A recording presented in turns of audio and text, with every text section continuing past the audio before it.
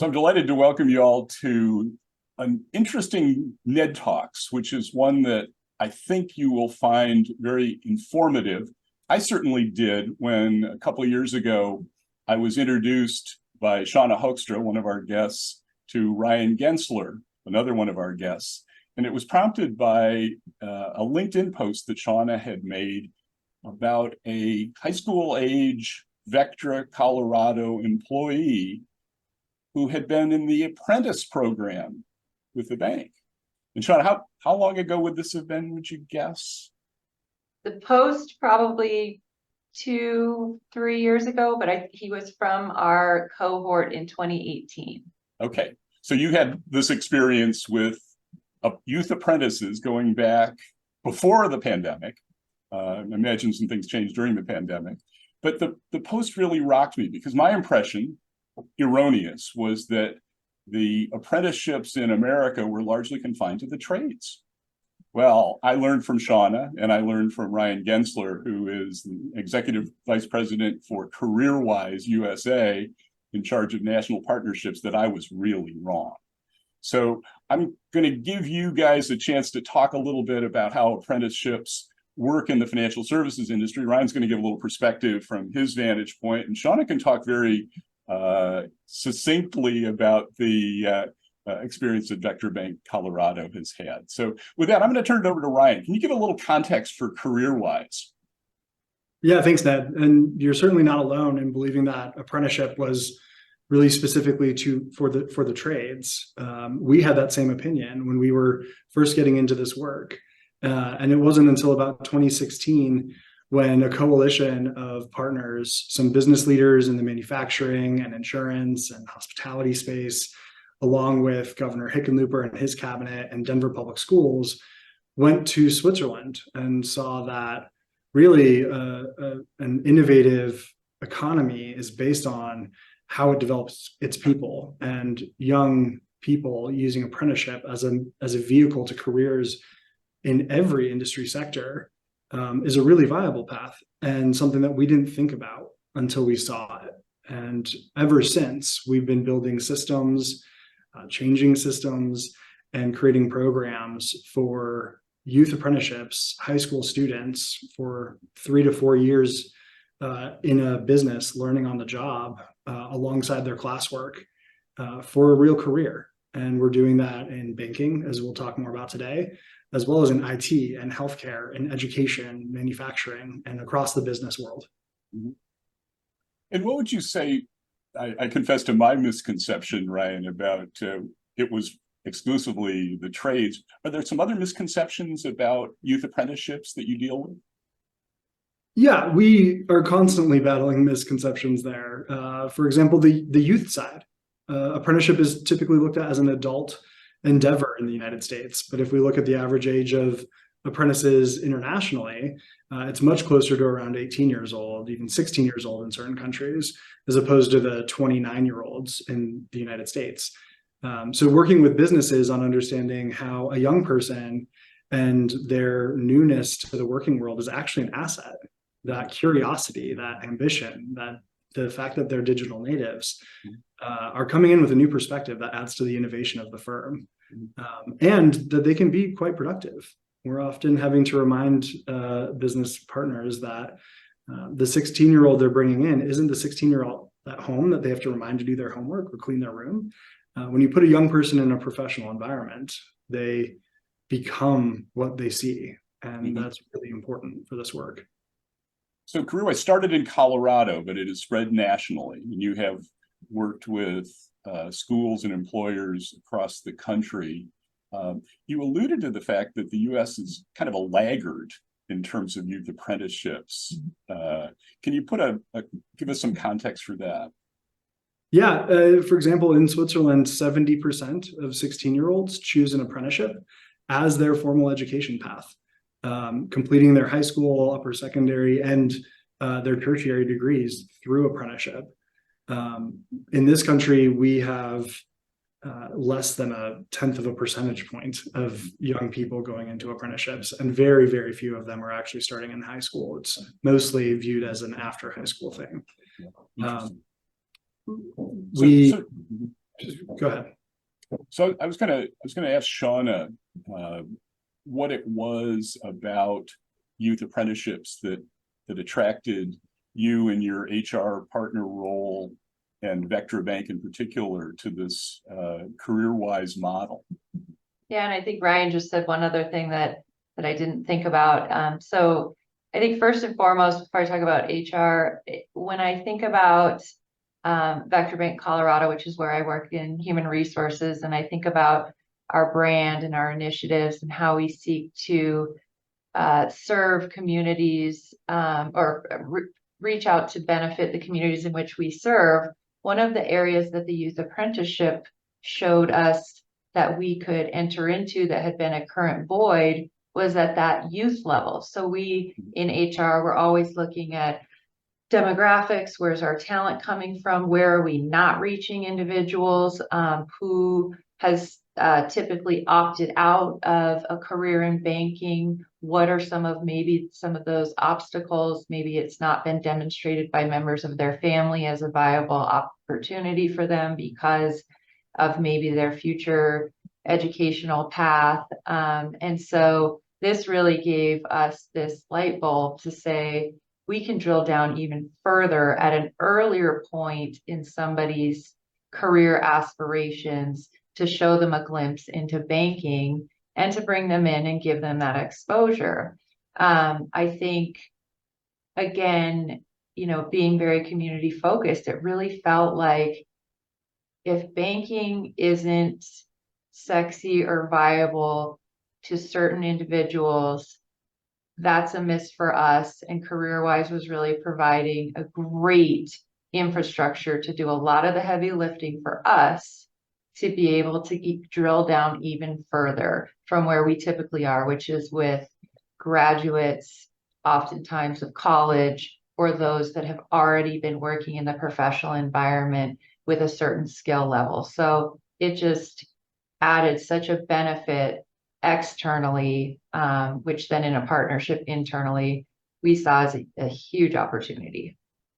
So what was it like when you were first getting started, Shauna, in terms of who was involved in the process within the bank? And Vectra, just to paint a picture here, is a community bank, part of Zions, but you cover the state of Colorado. Mm-hmm. What were the parties involved in the process? Well, first, I think we started to identify if we could get the senior leadership buy-in, because again, having that buy-in, having this be, again, part of your brand of how you're seeing the value of investing in the community members in the areas in which you serve at all levels, and having leadership understand that so they could support it, so that we could keep the momentum going behind it, and so that we had the buy-in. I think that was big. One of the things that I will say that I talk to everybody about in banking is one of the first questions is always, how can I employ a minor at a bank?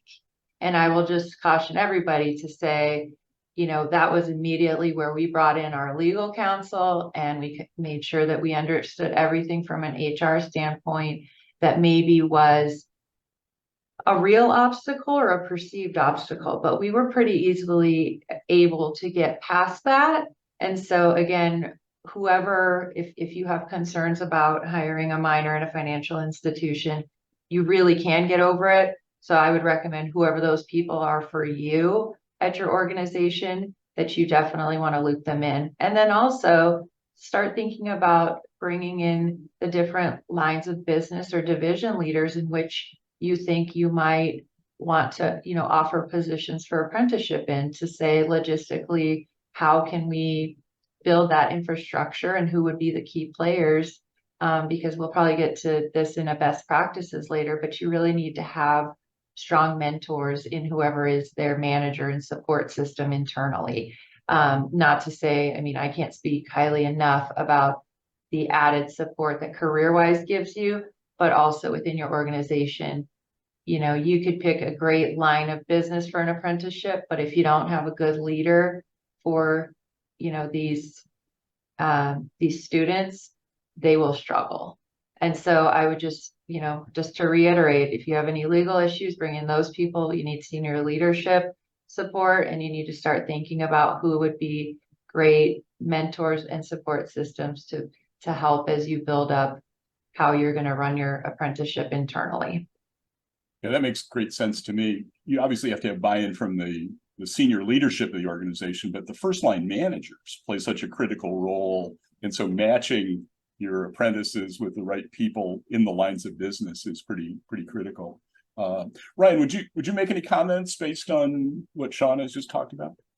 Yeah, I mean, first of all, I'll just say Vectra is an incredible organization, and they really exemplify how this is both good for the bottom line and good for the community in which they're operating, which then has its other ROIs. So I just applaud you, Shauna, and Vectra. Thank you for all you do for this. To your point, the value of having a strong mentor and training kind of frontline supervisor bought into this is really important. It's part of the reason why CareerWise has developed supervisor training. We think that as adults and professionals in our technical work, we can then also train others on doing that work. But there's a pedagogy there, and there's a reality that you're working with a new age group, a new environment, who are coming in with fresh eyes in a place that they've never been. And so we do some training and support and some handholding for our frontline supervisors who are taking in these apprentices. And that's a required part of our program, that any new supervisor comes in for that training before they take on their apprentice. And then we've got ongoing supports for them. And we're doing that across each of our different markets. I think the other thing that's really important is that Shauna mentioned, is that this isn't how business operates today. This isn't how we as companies have designed our HR practices and policies or developed our talent pipelines. We have college campus recruiting down, but working with under 18, that's a new endeavor. And it does take some changes, but they're not huge hurdles. They're often not legal hurdles. It's just shifting a little bit how you do things. So maybe the amount of cash they can handle as a teller is a little bit different until they're 18, a little bit smaller.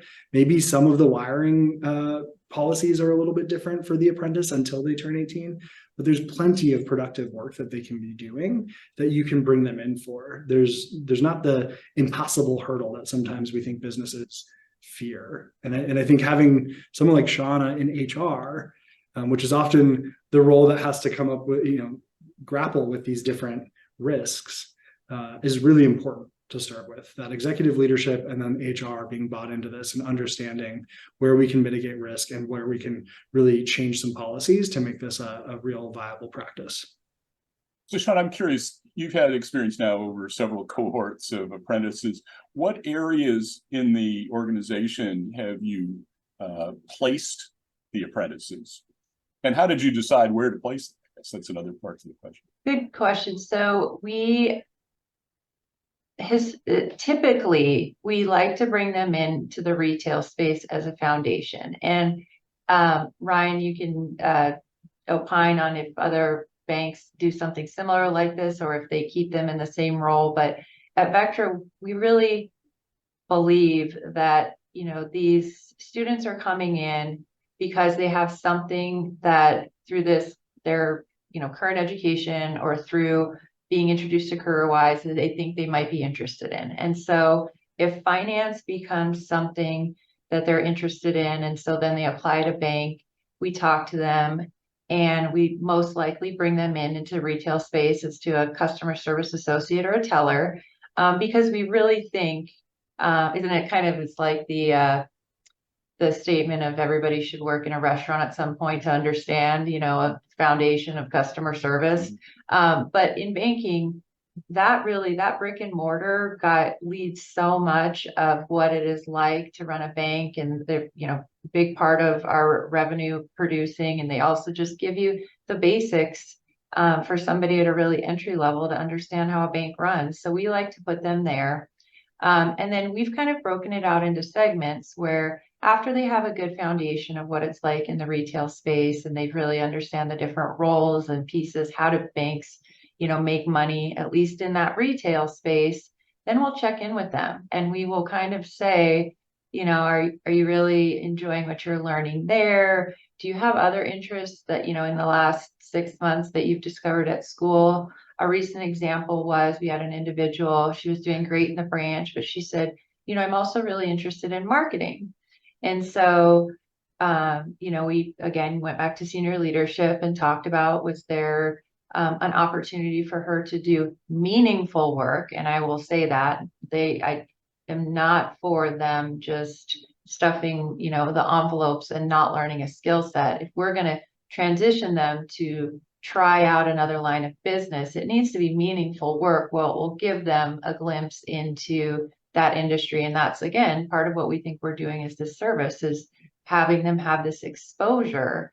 And so we really will stay in touch with them and talk about if they have other aspirations, and we're happy to move them around, or some of them remain in the retail setting the entire time because it works for them. And a lot of that too, and we can talk about it later when we think about best practices, but a lot of it has to do too with things like their transportation and things like their scheduling. So again, as we talk later, you have to be bought in, and you have to be flexible, and you have to stay committed to the apprentices, in my opinion, in banking and probably any other industry, to ensure that you're making any necessary changes along the way to continue making this the most valuable opportunity for the students. But long story short, we typically start in one of our branches because we think that is where it all begins for banks.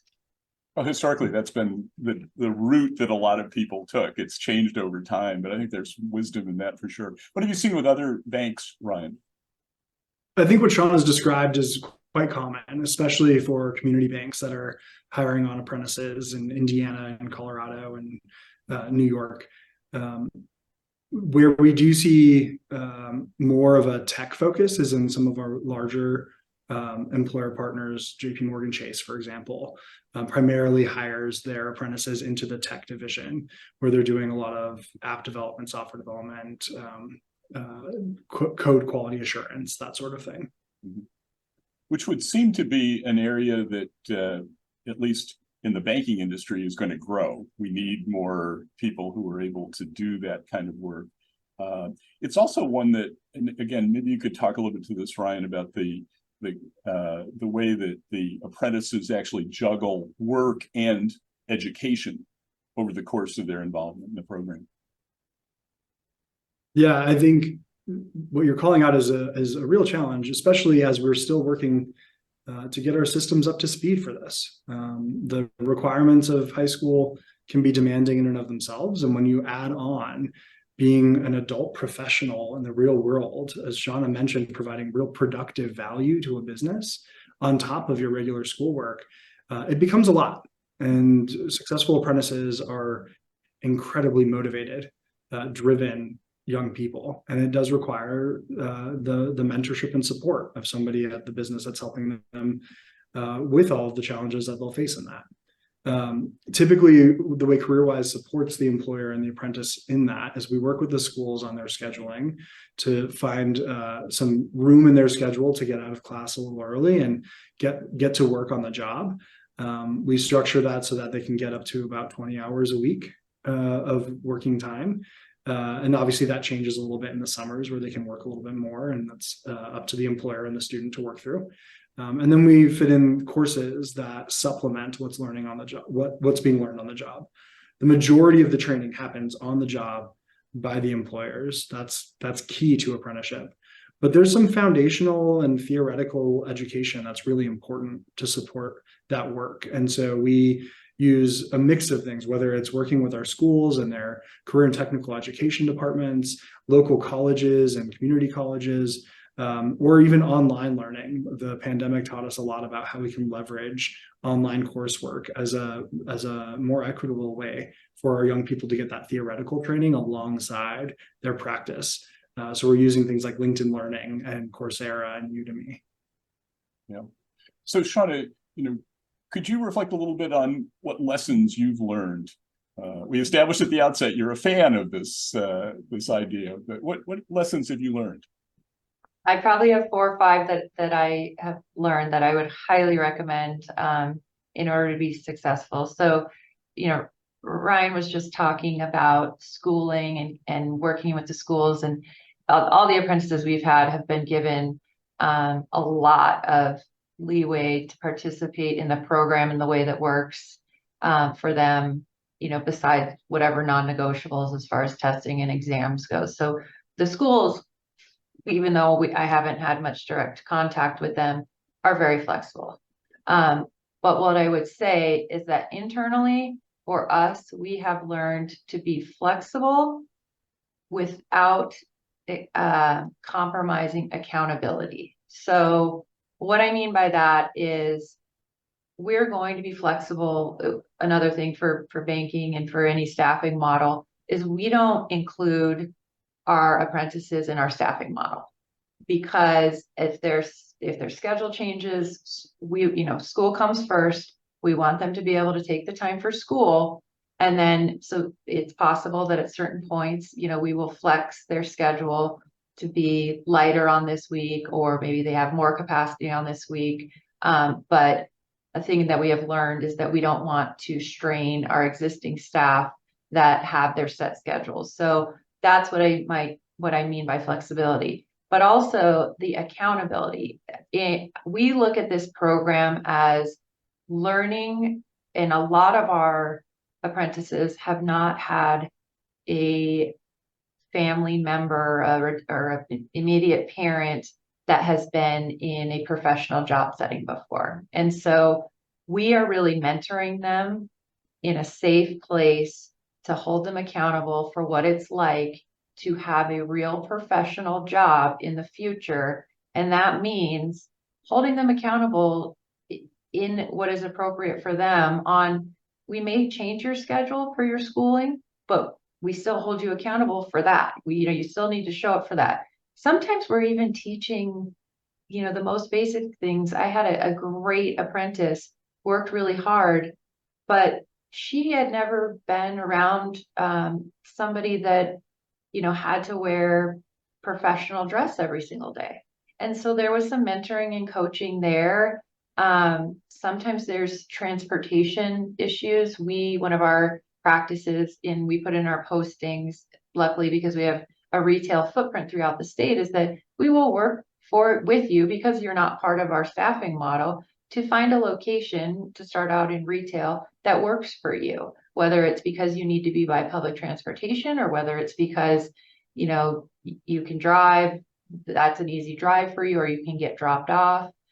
So again, some flexibility there, knowing that they may have some constraints that if we held them to that would be the exact reason why people opt out of banking. And so again, letting them get in the door, but still saying we're going to hold you accountable for our policies and our procedures, because if I don't, I am not setting you up for success in the real world once you're not under this guise of this apprenticeship. And so again, Ryan can opine on, if others act in that way, but I really do think it is a balance in working with these students, to let them be students and let them learn, and sometimes have a couple of bumps, but overall come out really in a place where they've gained some skills that they never thought possible. Another thing that I would recommend is, depending on the role and the individual that you're talking to, and you'll see their resume and the great hiring hub that CareerWise sets up for you, so you can see all the people that have applied for your jobs and you can see all of their resumes, is, and I say this from HR, we're used to interviewing professional adults in banking. So if you take your professional sheet that says, tell me about this or that, sometimes it doesn't connect, it doesn't resonate. And so when I do the interviews, I will try to, rather than saying, how do you deal with conflict, or how would you involve your manager? I will say something like, I did this recently, Juan, do you have siblings? And he said, yes, I'm the middle of 3 siblings. And I said, so I assume you guys get into some conflict sometimes. And he said, yes, definitely. And I said, okay, so what does that look like? How do you usually handle that? And he said, well, my younger brother, obviously he's younger. He doesn't know as much. So I'll typically try to talk through it, understand what he's upset about, and then figure out how we can come to a solution. And I said, okay, and what if you can't? And he goes, well, my big brother's a lot older and a lot more mature. And so then I would probably bring him in to help support me with my brother. And so to me, Shauna, that's a heck of a good answer. so I'm translating. We get customers that come in. You're going to try to deal with it. You're going to try to seek to understand. But if you're unable to, you will escalate it to your manager. So that is another best practice, is take your questions and understand you're talking to a 16-year-old. You know, don't ask the questions in the same way.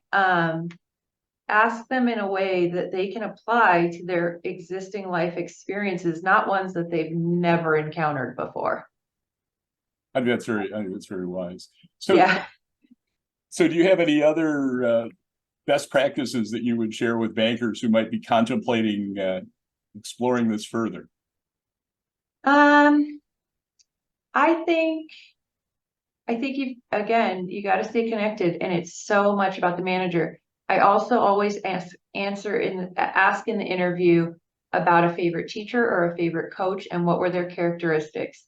That will help me find the best manager for them. So I have 3 that are 2 or 3 right now that I just brought on, and one of them said, I'm working part-time at Walmart. I'm really struggling because I'm in a sea of employees and my manager never talks to me. I don't know who to go to for help.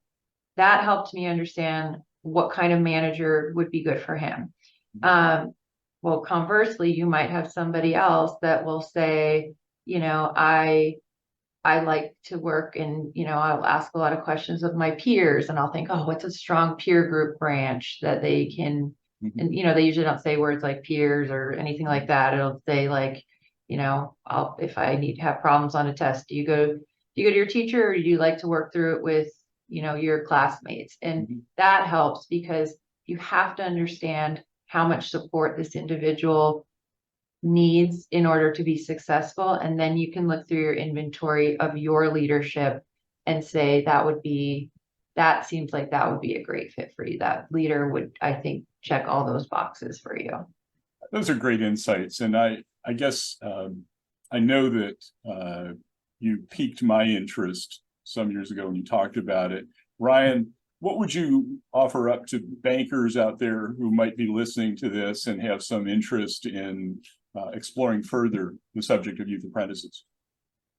So I would concur with what Shauna's shared, and I think reiterate a point that I made earlier, that you need someone like Shauna. You need someone who gets this and understands how to work with these young people and shift the policies and practices internally to fit this in.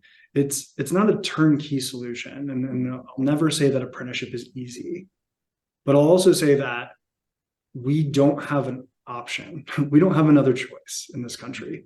We are falling behind in so many education metrics, and the pandemic only exacerbated that.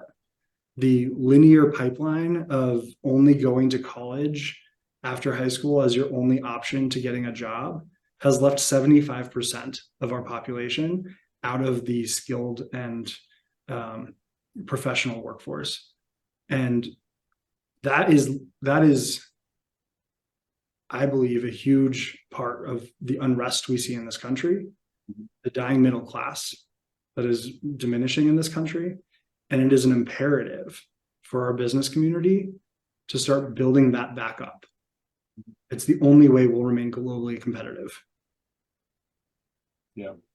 And one of the interesting things about the CareerWise program, based on some of the information on your website, which does have a tremendous amount of background, is that CareerWise, unlike a lot of the traditional apprenticeship programs in this country, does have many more young women involved than we would typically find, which is another plus, another reason to think about getting with this movement, which is an important one. Well, I do want to thank both of you. Any final comments about going forward? I think, hopefully people's interests in this subject will lead them to explore it further with CareerWise. I know Shauna likes to talk about this subject as well, so you could probably track her down. But any other final thoughts from either of you? I think my final thought would just be, I think we underscored it once, but there really is an entire team from CareerWise that if you think this is something that we're just going to have to administer this, entirely new program, banks are looking at profitability and expense reduction right now, particularly. And so I think, I'm talking a lot about the experiences, but the amount of support that you get from CareerWise really does make it manageable. So if what we've talked about today sounds like it's just a tremendous amount of work internally, that's probably not accurate. It's just over the years you learn your best practices and you make it better each year. And again, I'm always happy to help so that you don't have to go through any of the things that I've learned along the way and continue to learn. But I would be happy to speak with anybody and just reiterate the amount of support you would get from CareerWise to help get you through this from soup to nuts. Great. Well, thank you both. Ryan, go ahead. I was just going to thank Shauna for the amazing plug. And I say we're here to help. There's a lot of others out there to help. The message I would say is don't go it alone. You don't have to try to figure this out on your own. There's a lot of great tools and resources available to really every sector now. We've got 38 occupations that we've built out across the country in 6 different cities. So we're happy to help wherever you are. And again, this is an imperative for our country. Well, thank you both. Thanks, Shauna. Thank you, Ryan, for spending time with us today. And I hope things continue to grow for the youth apprenticeship movement in the banking space. Thank you for having me. Thank you, Ned.